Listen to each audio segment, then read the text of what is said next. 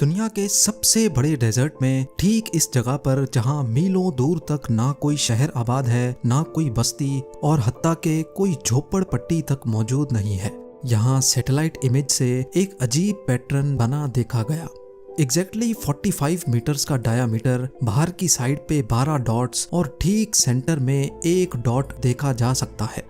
हैरान करने वाली बात तो यह है कि डेजर्ट के बीचों बीच इतनी एक्यूरेसी से बना ये पैटर्न कोई अकेला नहीं है, बल्कि थोड़ा जूम आउट करने पर मालूम पड़ा कि सेम एक जैसे 8 पैटर्न बिल्कुल स्ट्रेट लाइन में बने हुए हैं। इन तमाम पैटर्न्स की शेप, इनका साइज और इनका डायामीटर एक जितना ही है और सबसे बढ़कर ये कि इन सारे पैटर्न्स के दरमियान ठीक 420 मीटर्स का फासला है। ऐसा नहीं कि कहीं 440 मीटर तो कहीं 400 मीटर, सबके दरमियान एग्जैक्टली 420 मीटर का ही फासला है। थोड़ा और जूम आउट करके देखा जाए तो मीलों दूर तक यहाँ रेत के सिवा कुछ नजर नहीं आता। तो अब सवाल ये उठता है कि इस वीराने में इतनी एक्यूरेसी से बने इन पैटर्न्स के पीछे आखिर राज क्या है? क्या ये एंशिएंट वर्ल्ड का कोई कारनामा है या फिर एलियंस की तरफ से छोड़ा जाने वाला कोई मैसेज? ज़ेम टीवी की वीडियोस में एक बार फिर से खुशामदीद। नाजरीन, अफ्रीकन सहारा दुनिया का सबसे बड़ा डेजर्ट है, इतना बड़ा कि इसके अंदर इंडिया जैसे 3 मुल्क और पाकिस्तान जैसे 11 मुल्क फिट आ सकते हैं। 92 लाख स्क्वायर किलोमीटर पे फैला हुआ सहारा इतना बड़ा है कि इसकी एक साइड रेड सी को, दूसरी मेडिटेरेनियन सी और तीसरी साइड अटलांटिक ओशन पे लगती है।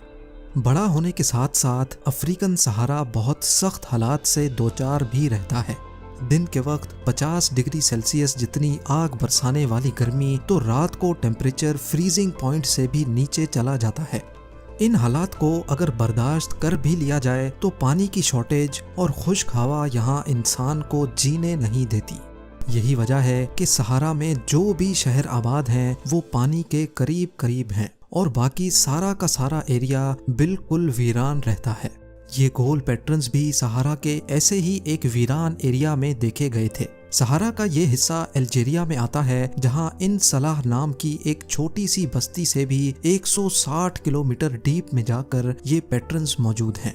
क्रिस्टोफ हॉबरसन नामी एक प्रोड्यूसर ने पहली बार 2021 में गूगल अर्थ पर जब इन सर्कल्स को देखा तो उसने इनकी गहराई में जाने का फैसला किया। सबसे पहले तो ये जानना था कि आया ये असल में ग्राउंड पर मौजूद हैं या ये कोई सैटेलाइट की खराबी की वजह से इतने एक्यूरेट पैटर्न्स शो हो रहे हैं। लिहाजा इस मसले को सुलझाने के लिए क्रिस्टोफ ने उस कंपनी से राब्ता किया जो गूगल के लिए सैटेलाइट से फोटोज खींचती है। मैक्सार टेक्नोलॉजीज के सीनियर डायरेक्टर ने कंफर्म किया कि ये सैटेलाइट का कोई ग्लिच नहीं, बल्कि ये सर्कल्स असल में ग्राउंड पर मौजूद हैं। ये इंफॉर्मेशन मिलते ही पहला शक तो दूर हो गया। अब इन पैटर्न्स की असल हकीकत मालूम करने के लिए आर्कियोलॉजिस्ट्स, अल्जीरियन एक्सपर्ट्स, ऑफिशियल्स और कई टूर ऑपरेटर्स से राब्ता किया गया, लेकिन किसी को भी इन सर्कल्स का आइडिया तक नहीं था। ये अजीब दिखने वाले एक ही लाइन में इतनी सफाई से बने पैटर्न्स हर कोई पहली बार देख रहा था। कई महीने की रिसर्च करने के बाद क्रिस्टोफ हॉबरसन को शक हुआ कि कहीं ये साइज्मिक सर्वे के निशानात तो नहीं है। साइज्मिक सर्वे जमीन में ऑयल ढूंढने के लिए परफॉर्म की जाने वाली टेक्निक को कहते हैं, जिसमें एक मशीन पर लगे हैमर की मदद से जमीन में वाइब्रेशन पैदा की जाती हैं।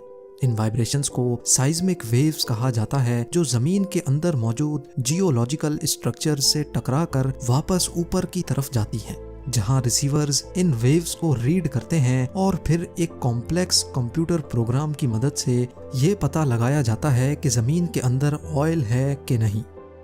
सहारा में बने ये अजीब पैटर्न्स क्या साइज्मिक सर्वे का सबूत हैं? ये जानने के लिए यूनिवर्सिटी ऑफ टेक्सास में दुनिया के सबसे बड़े साइज्मिक सर्वे एक्सपर्ट से राब्ता किया गया। बॉब हार्डेज ने जब इन पैटर्न्स की पिक्चर को देखा तो उनका कहना था कि ये पैटर्न्स किसी सूरत भी साइज्मिक सर्वे के नहीं हो सकते, क्योंकि पहली बात, सर्वे में मशीन ऐसे पैटर्न ही नहीं बनाती, और दूसरा ये कि जो भी कंपनी हजारों लाखों डॉलर खर्च करके किसी साइट पर सर्वे करती है और वहाँ ऑयल नहीं मिल पाता तो वो अपने निशानात मिटा देती है, ताकि उनकी की गई मेहनत का कोई दूसरी ऑयल कंपनी फायदा ना उठाए। यानी बॉब के मुताबिक ये पैटर्न्स साइज्मिक सर्वे के नहीं हैं। तो आखिर फिर ये किसने और क्यों बनाए थे? इंटरनेट पर ही रिसर्च करने के दौरान 1885 के एक डॉक्यूमेंट में कुछ मजीद इशारे मिले। इस डॉक्यूमेंट में एक कुएं का जिक्र किया गया है और साथ ही 2 टूम्स का जिक्र भी किया गया है जो सर्कुलर शेप की हैं और इन पैटर्न्स की तरह बहुत रेगुलर शेप की बनी हुई हैं। और सबसे बढ़कर ये कि इन टूम्स की लोकेशन भी पैटर्न्स से सिर्फ 10 किलोमीटर ही दूर है। अफ्रीकन सहारा में इन टूम्स को ट्यूमुलस कहा जाता है, जहां हजारों साल पहले रॉयल किंग्स को दफनाया जाता था। 10,000 साल पहले बनाए जाने वाले इन टूम्स को अगर इन पैटर्न से कंपेयर किया जाए तो इनकी शेप और डिजाइन में काफी वाज़ेह फर्क देखा जा सकता है। अपने शक को कंफर्म करने के लिए एक टूनिशियन आर्कियोलॉजिस्ट से कांटेक्ट किया गया जिसने अल्जीरिया के इस हिस्से में काफी रिसर्च की है। उनका कहना था कि इन पैटर्न्स का टूम्ब से तो कोई ताल्लुक नहीं है, पर ऐसा मालूम होता है कि ये जो कुछ भी है इसका ताल्लुक पानी से है।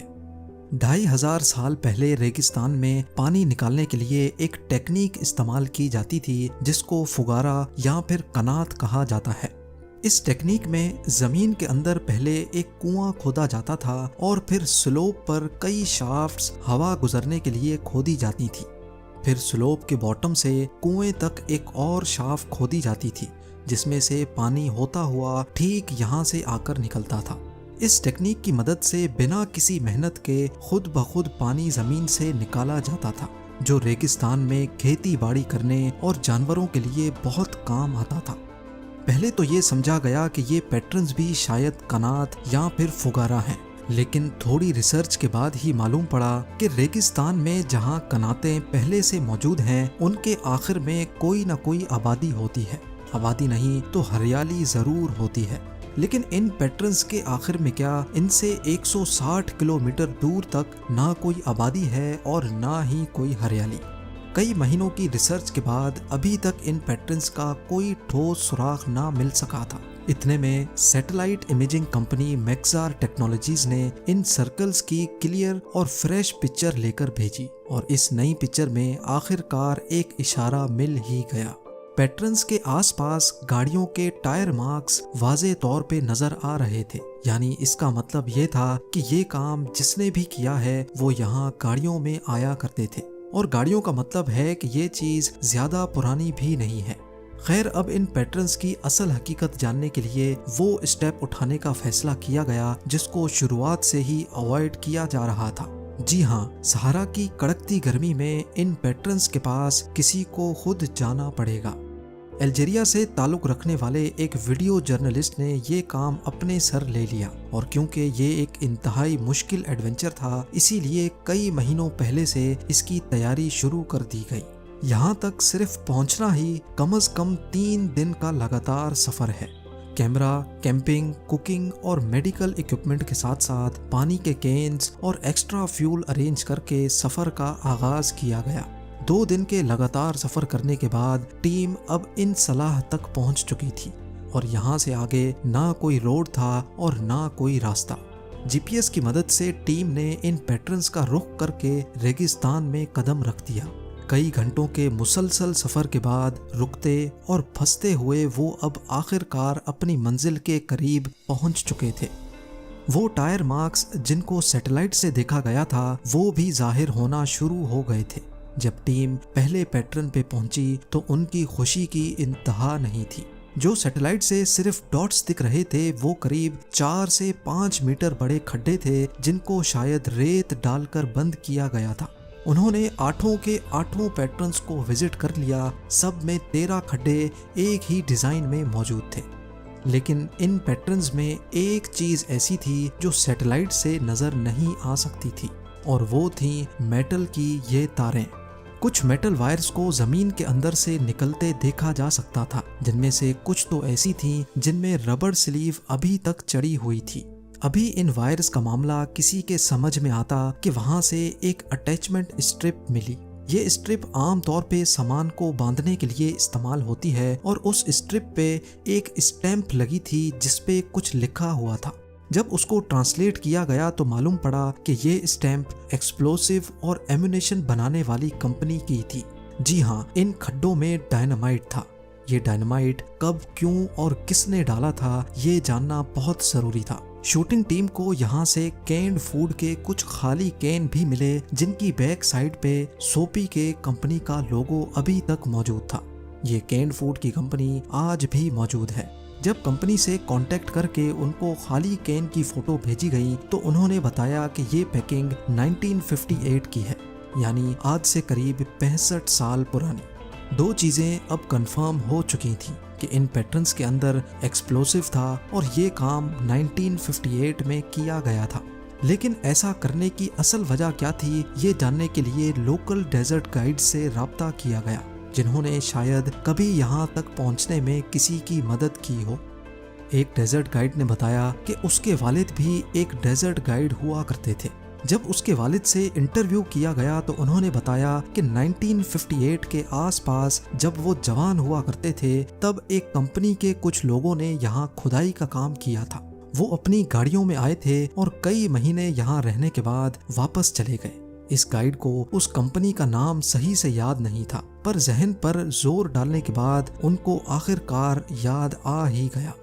क्रेप्स ये एक फ्रेंच कंपनी थी जिसको 1950 से लेकर 1960 तक सहारा के इस हिस्से में ऑयल ढूंढने का कॉन्ट्रैक्ट दिया गया था। इस आखिरी इंफॉर्मेशन मिलने के बाद सारी हकीकत खुलकर सामने आ गई। ये एक तरह का साइज्मिक सर्वे ही था, लेकिन उस दौर में मशीनरी तो हुआ नहीं करती थी। इसी वजह से साइज्मिक सर्वे के लिए डायनामाइट्स लगाए जाते थे। ये खड्डे डायनामाइट फटने की वजह से ही बने थे, जिनको हवाओं और तूफान से उड़ने वाली रेत ने कवर कर दिया है और वो अब इस तरह दिखते हैं। मेटल वायर्स को डेटोनेटर के साथ कनेक्ट करके जमीन के नीचे एक्सप्लोसिव को फाड़ा जाता था, जिससे साइज्मिक वेव्स पैदा होती थी। ठीक वैसे ही जैसे आज की मॉडर्न मशीनरी वाइब्रेशन करके वेव्स पैदा करती है। उम्मीद है जेम टीवी की ये वीडियो भी आप लोग भरपूर लाइक और शेयर करेंगे। आप लोगों के प्यार भरे कमेंट्स का बेहद शुक्रिया। मिलते हैं अगली शानदार वीडियो में।